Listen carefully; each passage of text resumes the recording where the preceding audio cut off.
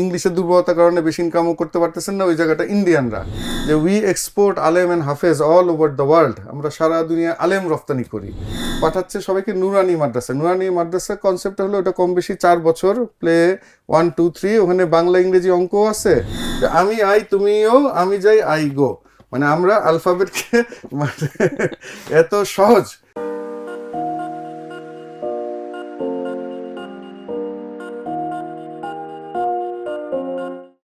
আসসালামু আলাইকুম প্রিয় দর্শক, আমরা এখন অন্য একটা সেগমেন্টে চলে এসেছি। আমরা স্যারের আলাদা এবং বিশেষ কিছু কাজ, বিশেষ করে নতুন কিছু কাজ নিয়ে এখন কথা বলবো। স্যার, এই কাজটা সম্পর্কে আপনি আমাকে ভিডিওটা শুরুর আগে বলছিলেন যে এটা ডিফারেন্ট একটা ওয়েতে আপনি করতে চাচ্ছেন এবং ডিফারেন্ট একটা অডিয়েন্সের জন্য। সো এটা সম্পর্কে আমাদেরকে স্যার একটু যদি বুঝিয়ে বলেন। এটা হলো আমি গত 3 বছর ধরে পুরা বাংলাদেশের সব মাদ্রাসাগুলিতেও কাজ করতেছি, বিশেষ করে কওমি মাদ্রাসা, আলিয়া মাদ্রাসা, ইংরেজি নিয়ে। এটা একটা বড় কারণ হলো মানে এমনিতে পুরা ওয়েস্টার্ন ওয়ার্ল্ডে, আমেরিকা, ইউরোপে, কানাডা, অস্ট্রেলিয়াতে সব দেশে কিন্তু মানে মসজিদ বাড়তেছে, মুসলমানও বাড়তেছে এবং ইসলামিক প্রতিষ্ঠানও বাড়তেছে।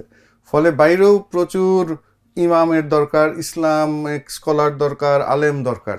হ্যাঁ, ফলে এবং ওটাতেও আমরা যেমন বাংলাদেশে বলি রেমিটেন্স যোদ্ধা, হ্যাঁ, রেমিটেন্স যোদ্ধারা কোথায় যাইতেছেন, হয়তো দুবাই, কাতার বা সিঙ্গাপুর ইত্যাদি দেশে, তারা কিন্তু খুব কষ্ট করতেছেন, ইংলিশের দুর্বলতার কারণে বেশি ইনকামও করতে পারতেছেন না, ওই জায়গাটা ইন্ডিয়ানরা। তো এখন ওই ইউরোপ আমেরিকায় যে মসজিদ মাদ্রাসা, মসজিদ মার্কাজ মাদ্রাসা হচ্ছে, ওইখানে কিন্তু যারা আলেমরা যাচ্ছেন, ইতিমধ্যে কেউ কেউ গেছেন, তো তারা কিন্তু মাসে 2 লাখ 3 লাখ টাকা বা ইত্যাদি, এবং খুব ভালো একটা সামাজিক সম্মানও পাচ্ছেন। তখন আমাদের তরুণ উদ্যমী আগ্রহী আলেমরাও যাতে যেতে পারে, এটা নিয়ে আমরা কাজ করতেছি। তো প্রথমেই কয়েকটা নির্দিষ্ট কয়েকটা দিচ্ছি, যেমন এই যে আমার হাতে একটা বই, হ্যাঁ, উনি এটা হলো মুফতি তাকি ওসমানী দামাত বারকাতুহুমের লেখা দরসে নিজামির পাঠদান, কিতাব সময়ের পাঠদান পদ্ধতি। এই বইয়ে উনি এক জায়গায় বলতেছেন, উনি প্রতি মাসেই চিঠি পান সারা ওয়ার্ল্ড থেকেই, এই যে ইন্ডিয়া পাকিস্তানের মুসলমানরা হয়তো একটা মসজিদ বানাইছে, ওনার কাছে চিঠি লেখে যে আমাদের একজন বিজ্ঞ আলেম দরকার, ওনাকে তো ভালো আলেম হইতেই হবে, সাথে সাথে তাকে আবার ইংলিশও পড়তে হবে। এই যে হাসি মামলা সাউথ আফ্রিকা, ওই হাসি মামলা সাউথ আফ্রিকাও কিন্তু অনেক বড় বড় মাদ্রাসা আছে। তো ওইখানে যারা আলেম হয়, ওদের যেহেতু মাতৃভাষা ইংরেজি, আলেম হওয়ার পরে ওরা কিন্তু ইউরোপে, আমেরিকায়, অস্ট্রেলিয়ায় চলে যায় সরাসরি বিভিন্ন ইসলামী মানে দায়িত্ব নিয়ে ইসলামী প্রতিষ্ঠানে। তো ওরা একটা কথা মজা করে বলে যে উই এক্সপোর্ট আলেম অ্যান্ড হাফেজ অল ওভার দ্য ওয়ার্ল্ড, আমরা সারা দুনিয়া আলেম রপ্তানি করি। এবং এটা আমি একজন আমার সিনিয়র এক ইঞ্জিনিয়ার, উনি কানাডা, আমেরিকায় অনেকবার গেছেন, উনিও একবার কথা বলতেছিলেন, হ্যাঁ উনিও খেয়াল করছেন যে বিভিন্ন মসজিদে যখন নামাজ পড়ছেন আমেরিকাতে, বেশ কিছু সাউথ আফ্রিকান ইমাম বা খতিব ভালো, এবং ওরা কিন্তু ইংলিশে খুবই অসাধারণ। আর এর মধ্যে আমরা যেহেতু অনেক জায়গায় কাজ করছি, এই আরো একটা নির্দিষ্ট ঘটনা, মিরপুরের একটা মাদ্রাসার মুহতামিম মানে প্রিন্সিপাল, তো উনিও দেওবন্দে পড়াশোনা, তো উনিও ইংলিশ নিয়ে খুব সিরিয়াস। তার নিজের ঘটনা বললেন, উনি 12-14 বছর আগে অস্ট্রেলিয়ার মেলবোর্নে একটা ইসলামী মানে একটা মসজিদ আর মাদ্রাসার ওনার যাওয়ার সুযোগ আসছিল, যে ওখানে করতে পারবেন, ফ্যামিলি নিয়ে যাবেন, মাসে 3-4 লাখ টাকা বেতন, সবই তার যোগ্যতা ঠিক ছিল, কিন্তু আটকে গেছেন ইংলিশের জন্য। পরে আরেকজন, তারপরে নরসিংদীতে এক জায়গায় একটা মাদ্রাসায় দেখা হলো, এক তরুণ আলেম মোহতামিম প্রিন্সিপাল, উনিও কথায় কথায় বললেন অস্ট্রেলিয়া, এই সাউথ কোরিয়া, দক্ষিণ কোরিয়াতে একটা অনলাইনে উনি ইন্টারভিউ দিচ্ছেন, মসজিদের ইমাম আর খতিব, মাসে 2 লাখ টাকা বেতন। তো উনিও প্রাথমিক সিলেক্ট হয়েছেন, কিন্তু ইংলিশের জন্য আটকে আছেন। আবার শুধু বিদেশ না, বাংলাদেশেও এখন ওই এটা একজন বলতেছিলেন, মানে বিভিন্ন ওই যে উত্তরা, তারপরে বনানী, বিভিন্ন যে অভিজাত এলাকায় মসজিদগুলা, ওইখানেও কিন্তু খতিব হিসাবে যারা নিয়োগ পাচ্ছে, যারা একটু ইংলিশে দক্ষ, হ্যাঁ, এবং তোমার আমার কথার সারাংশ যেটা, ইংলিশটা এখন সবার জন্যই জরুরি। এবং আমি আলেমদের মধ্যে তো তরুণ আলেমদের নিয়ে কাজ করতেছি, আমি বলি যে এখন হলো পুরো পৃথিবীতে আমার হাতের মুঠায়, এখন আমি একটু ইংলিশ পারলে আমার বিদেশে যাওয়াটা, ইসলামী লাইনে কাজ করাটাও সহজ হবে। এবং তো এই ব্যাপারে আমরা তো একটা হলো আমরা এই নিয়ে বিভিন্ন আবাসিক কোর্সও করাচ্ছি, আবার একটা তো হলো বড়দের নিয়ে, আরেকটা হলো ছোটদের, যে নুরানি মাদ্রাসা। এই জিনিসটাও আমি আগে নাম শুনছি, কিন্তু অতটা জানতাম না গত 3.5 বছর ধরে সারা বাংলাদেশে এগুলো নিয়ে কাজ করতে করতে, মানে বাংলাদেশে কিন্তু গ্রামে গঞ্জে আমরা সন্দ্বীপেও গেছি, অনেক রিমোট এরিয়ায়, ওই মানে অনেক জায়গায় কিন্তু প্রাইমারি স্কুলে, সরকারি প্রাইমারি স্কুলে কিন্তু ছাত্র খালি হয়ে গেছে। কেন?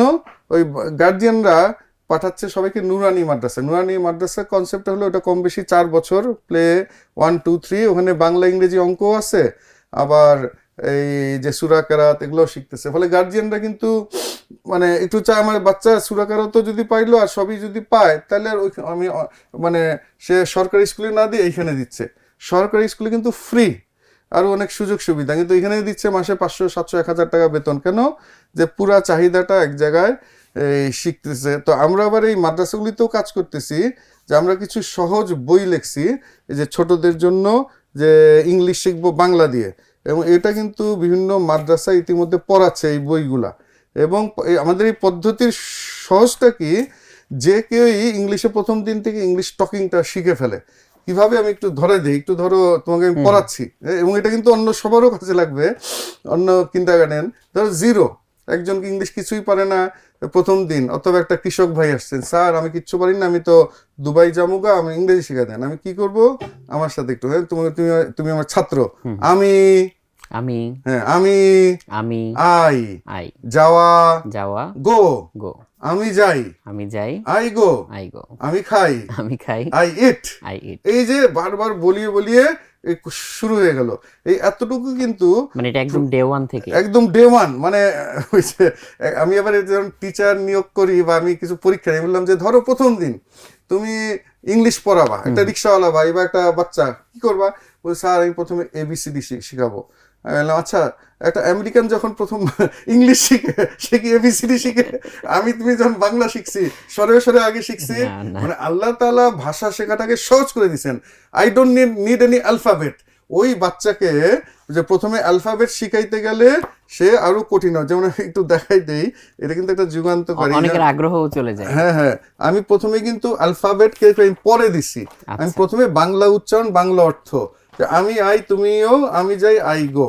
মানে আমরা অ্যালফাবেটকে মানে এত সহজ, এবং অথচ এই জিনিসটাই বাংলাদেশের প্রচলিত পদ্ধতিতে কি হয়, আই হলো প্রোনাউন একটা প্রকার আছে, গো হলো ভার্ব, হলো ভেদ আছে।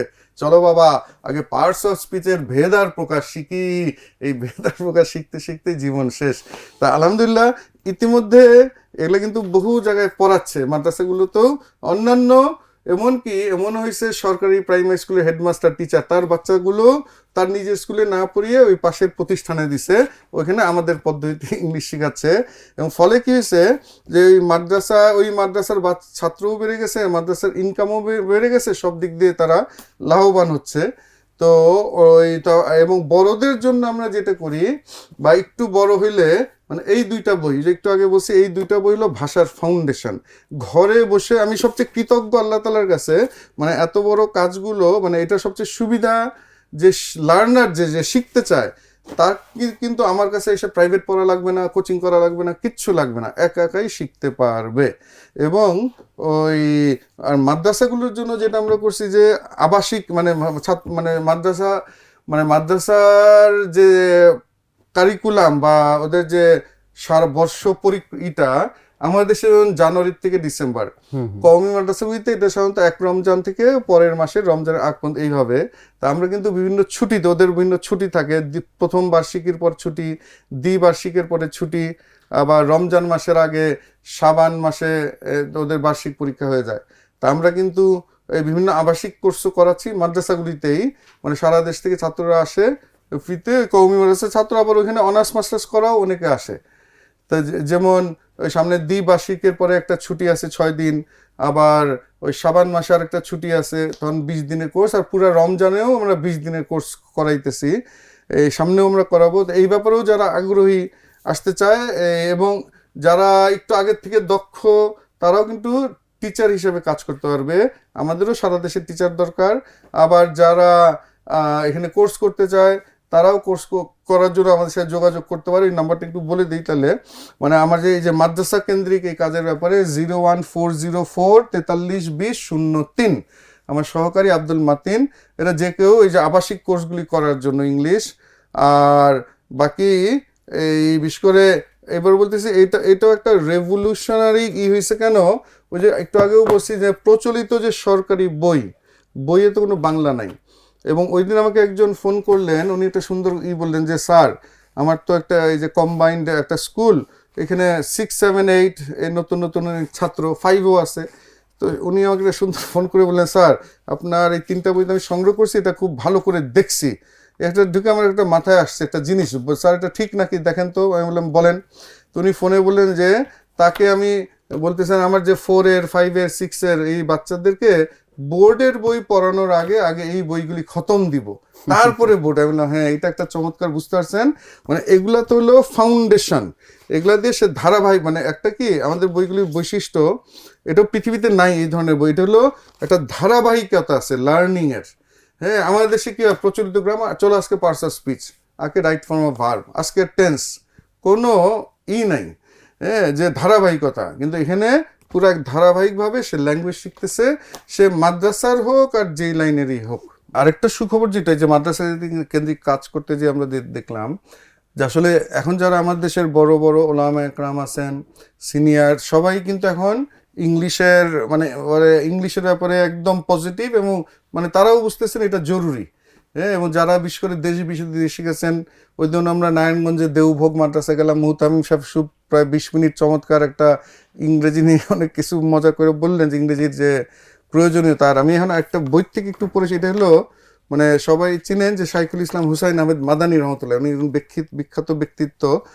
উনি এটা প্রায় 55 সালের দিকে একটা বক্তৃতায় বলতেছিলেন মুসলিম শিশুদের জন্য, এটা ইন্ডিয়ার, উনি তো ইন্ডিয়া থাকতেন, মুসলিম শিশুদের জন্য ধর্মীয় শিক্ষার পাশাপাশি বৈষয়িক বিষয়ের শিক্ষাদানও জরুরি। ধর্মীয় শিক্ষার নামে জাগতিক শিক্ষা থেকে সম্পূর্ণ বঞ্চিত বিমুখ করে রাখা তাদের ধর্মীয় স্বার্থের পরিপন্থী ও সামাজিক স্বার্থেরও পরিপন্থী। তিনি বলেন আমাদের উচিত আমাদের নিয়ন্ত্রিত প্রাইভেট ইসলামী যত মক্তব ও মাদ্রাসা সারা ভারতে ছড়িয়ে দেওয়া, এবং ধর্মীয় সামাজিক স্বার্থ রক্ষা করার জন্যই এটা প্রয়োজন।